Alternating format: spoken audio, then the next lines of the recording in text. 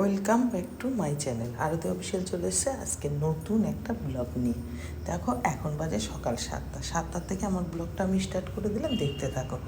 বাইরে আজকে যাইনি, ঘরেই কিছু কাজ, আর আমি তো ঘর ঝাড় দিতে পারছি না, তাই ঘরটা একটু মুছে নিচ্ছি সকালবেলা ঘুম থেকে উঠেই। আমার ব্লগটা আমি দেখো চালু করে দিলাম এখন। ছোটোদের জানাই বুক ভরা ভালোবাসা, বড়োদের জানাই প্রণাম, বড়োদের প্রণাম জানিয়ে আজকের ব্লগটা স্টার্ট করে দিলাম, দেখতে থাকো সবাই। কাছে দূরে দেশ বিদেশ যে যেখান থেকে দেখছো প্লিজ দেখে একটা লাইক কমেন্ট শেয়ার করে পাশে থেকো। তারপরে দেখো মুখ চুখ ধুয়ে নিলাম, মুখ চুখ ধুচ্ছি আর কি, দাঁত ব্রাশ করছি।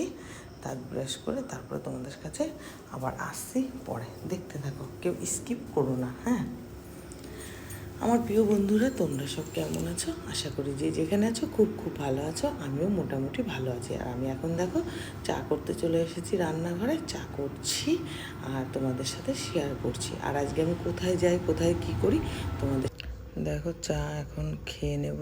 এই যে চা করা হয়ে গেছে, দেখালাম তোমাদের। এখন আমি চা খাচ্ছি, বুঝেছো? তারপরে দেখো চা খেয়ে অনেক কাজ আছে, আর আজকে আমি কোথায় যাই না যাই তোমাদের সাথে সম্পূর্ণটা শেয়ার করব, দেখতে থাকো। হ্যাঁ, কেউ স্কিপ করো না, আমার সাথে সবাই চলো। আমি কোথায় যাচ্ছি, কোথায় কি করছি তোমাদের সাথে সম্পূর্ণটা আজকে শেয়ার করব। তোমরা অনেক কিছু দেখতে পারবে, ঠিক আছে? দেখো আমি জামাটা পরছি এখন, কেবল জামাটা পরলাম, পরে দেখো এখন ব্যাগটা নেব। ড্রেস পরা হয়ে গেছে, এখন ব্যাগটা নেব, এবার বেরিয়ে যাচ্ছি। হ্যাঁ চলো, এবার আমার সাথে লাইট অফ করে দিলাম, চলো।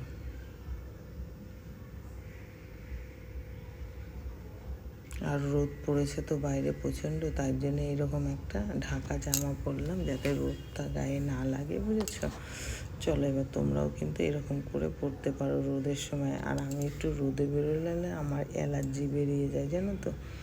এই জন্য এখন বাজে ধরো কটা বলো তো, এখন বাজে 9টা। এই 9টার সময় আমি বেরোলাম। এই যে দাদাভাই গাড়ি নিয়েছে, আমি গাড়িতে উঠে পড়লাম। চলো এবার রাস্তা দিয়ে যাচ্ছি। আর বলেছিলাম না আমার ছেলের শরীর খারাপ, তা আজকে ভেবেছি মাছ আনবো, সেই মাছ রান্না করে খাবো। কিন্তু কি বলো তো, মাছ নিয়ে এসেছি, মাংসও নিয়ে এসেছি, কিন্তু আজকে দেখছি এই যে ফলি মাছ খাওয়াতে হয়, বুঝেছো? এই যে ফুলি মাছ খাওয়াতে হয়, তাই ফুলি মাছ আনতেই গেছিলাম বাজারে, বুঝেছো? কিন্তু বাড়িতে এসে দেখি সেরকম আবার হয়ে গেছে, জানো তো।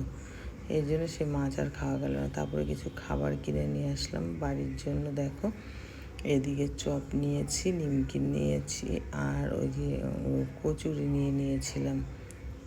সবাইকে দিয়ে দিয়েছি খেতে। লাস্টে দেখো আমিও বসে গেছি খেতে। দেখো কি নিয়ে এসেছি সেটাই আজকে খাচ্ছি আমি। দেখো নিয়ে এসেছি কচুরি, আর হলো কচুরি, এই যে চপ, আর ওই যে কচুরিগুলো দেখেছো, এগুলো নিয়ে এসেছি খাওয়ার জন্য, সকালের জন্য। আর দুপুরের জন্য তো এনেছিলাম মাছ মাংস সবই এনেছি, কিন্তু ওগুলো কিছু রান্না করতে পারিনি, তোমাদের সাথে শেয়ারও করতে পারলাম না। দেখে ওটা কবে করি সেদিন শেয়ার করব। তারপরে দেখো এগুলোই খেয়ে নিয়েছি। এই দেখো এগুলো খেয়েছি আজকে আমি। তারপরে পরে ভাত খেয়েছিলাম অনেক বেলাতে, কারণ আমার ভাল লাগছিল না, এগুলো এত খেয়েছিলাম পেট ভরে গেছিলো, জানো তো। তারপরে সেগুলো তারপরে আর ভাত খাইনি সকালের দিকে, তারপরে দুপুরবেলা খেয়েছি। তারপরে দেখো আমি এই যে এখন হচ্ছে আমি রান্না বসিয়ে দেবো, বুঝলে তো। আর জানোই তো রান্না আমাদের হলুদ বাদে যে ভাত করেছি, আর এদিকে চাল কুমড়োর তরকারি করেছি, আর ওইদিকে আর একটা রান্না করেছি, সেটা আর তোমাদের সাথে শেয়ার করা হয়নি, পরে দেখাবো।